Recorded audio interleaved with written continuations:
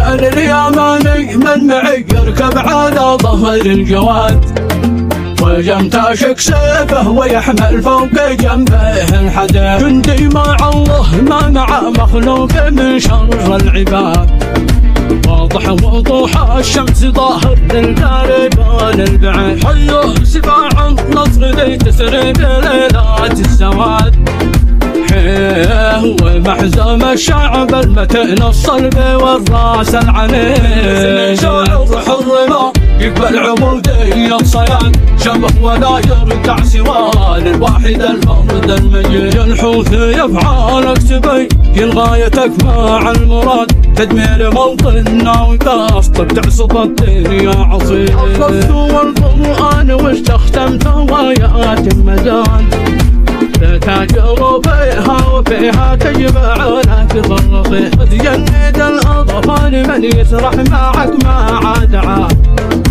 وانتهى على مكتب وشاشة مفتاح رايك سعيد. هيتمتكم من طفل دمرت المنازل والبناء، وسكرتكم من أم سجرت ابنها عندك شهيد.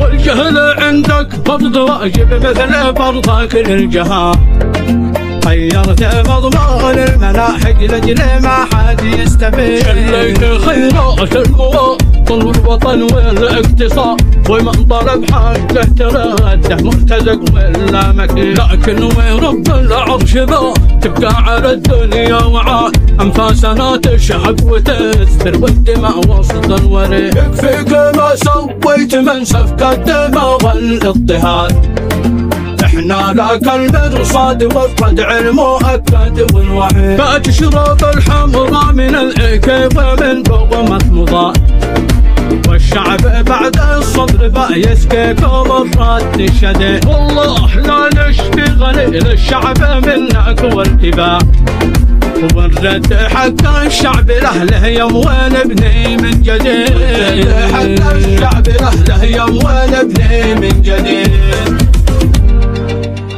كلمات الشاعر أبو البراء اليماني، إنتاج أبو عبد الله السعيدي.